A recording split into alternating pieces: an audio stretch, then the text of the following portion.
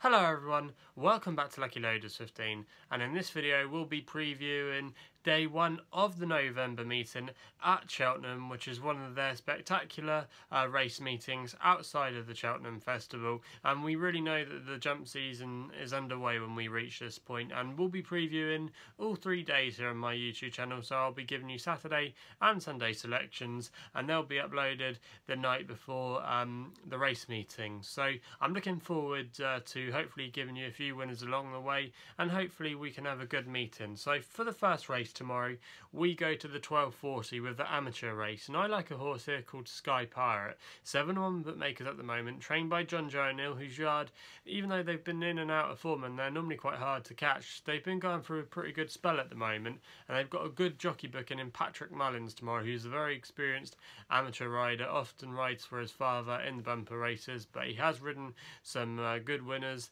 for his father, with the likes of Duvan he's ridden, also as well he's ridden plenty of other winners, so he's definitely experienced for the good occasions. But this horse is quite a progressive horse, only 5 years old, and ran some good races 2 starts ago, finished second behind Drinks Interval of Colin Tizard at Uttoxeter, who should have won a listed mares race last week on Friday at Market Raisin, but did boost the form by winning comfortably at Chepstow. But the last run also as well by Sky Pirate was very encouraging.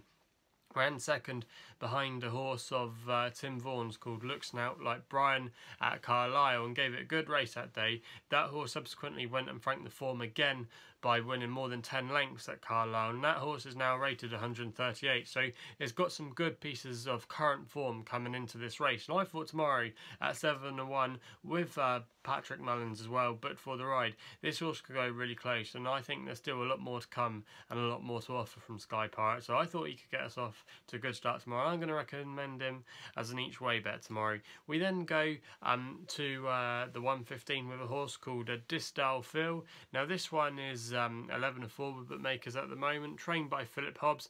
Barry Geraghty's booked in the ride, booked for the ride tomorrow in the colours of JP McManus. Now I thought this was a very tricky race on paper. I thought there was a lot of horses that we really don't know how good they are. They've shown bits and pieces of good form, but they're not highly rated.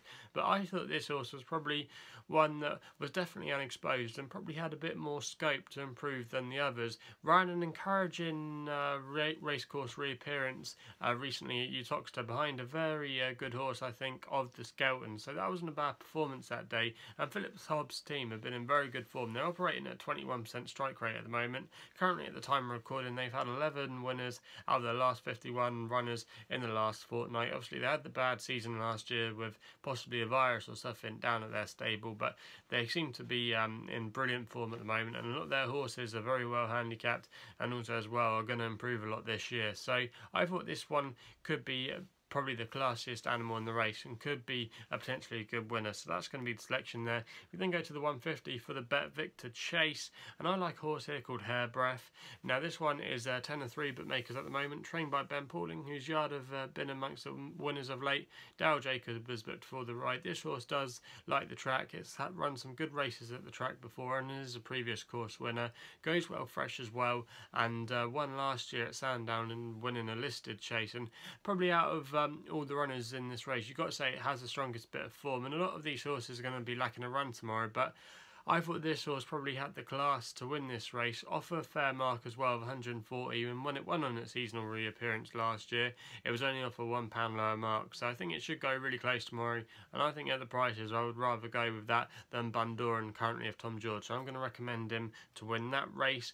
We then go to the Novice Chase, which looks quite a good renewal tomorrow. I like Mr. Whipped here, 3-1 bookmakers at the moment, no worries about going fresh, as it won fresh last year at Kempton and then went on to win a good race at Newbury. Now it's trained by Nicky Henderson, and Jeremiah McGrath's but for the ride in the colours of Gretchen Parkin. Now Nico de Boinville is currently out on the sidelines, so Jeremiah McGrath, who's probably the second choice in jockey bookings at Nicky Henderson's, is but for the ride, so no concerns there. He's a very capable jockey. Now this horse I thought has always been earmarked for chase, and if you've actually listened to what Nicky Henderson's always had to say about Mr. Whipped, he's always had this horse in high regard and thinks he's going to have a good novice chase campaign. White Moon is an interesting contender to possibly take him on with, but I'm not sure how White Moon's going to fare because he's had to have some major surgery following an accident that he had at Sandown last year. So not sure what he's going to do, but he is a lovely horse. I remember seeing him winning at Wincanton on his debut, and he always had the look of a chaser about him. So I'm interested to see how he'll get on. But I thought Mr. Whip tomorrow might just have the class at this moment in time. But that's not to say White Moon might not be the better horse in the future. So Mr. Whip it is for me tomorrow. We then go to the cross-country race. Always a spectacle. I always like this race, actually. I think it gets a bit of stick that it doesn't deserve. I like watching the cross-country. I'm going to take on Tiger Roll tomorrow with a horse that I quite like here, called Midnight Shot. Now, it's trained by Charlie Longsdon and Jonathan Burke is booked for the ride. I've won on this horse a couple of times before. It's been in good form recently as well since it's had the cheek pieces fitted. 2 wins out of its last 3 runs with the cheek pieces, so it arrives here in some fair form after winning at Fakenham last time. This horse often likes to be ridden handily from the front, and I think as well the sharp twists and turns of the cross-country track should suit this. A lot of its winning has come on sharp track, so I thought tomorrow, round about 10 to 1 in places, could be a good each way bet tomorrow, so I'm going to recommend him to make the frame there. So that's going to be the selection. We then go for the 335, a good novice hurdle to look at, and I like a horse called Darlac here. Now, this one is 4 to 1 bookmakers at the moment, trained by Colin Tizard, who seems to be sweeping up everything this week. Had a 5-timer across 2 cards at Sandown and Fosslas on Sunday, and then he had a 4-timer at Exeter on Wednesday it was. So his stable have been in really good form. They were a bit quiet, but they're really going through the gears now.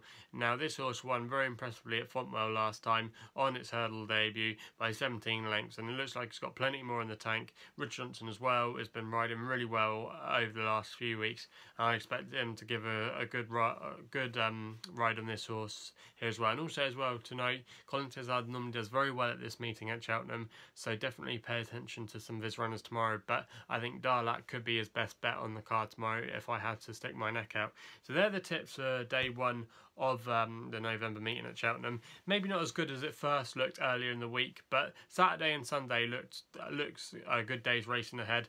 But the only probably thing going against us is the ground. It's probably going to dry, and they're not really going to get too much rain, if not any, so we might get a few withdrawals along the way, but it's always a good spectacle. There will be good horses running, and hopefully we can have a good 3 days of the November meeting. So if you haven't done so already, please hit the subscribe button for more tips and more horse racing videos. You can also follow me on Twitter as well. My handle is @LuckyLoaders15, and that's all I got to say. So please gamble responsibly. Hopefully we can have some winners tomorrow, and we'll be seeing you soon.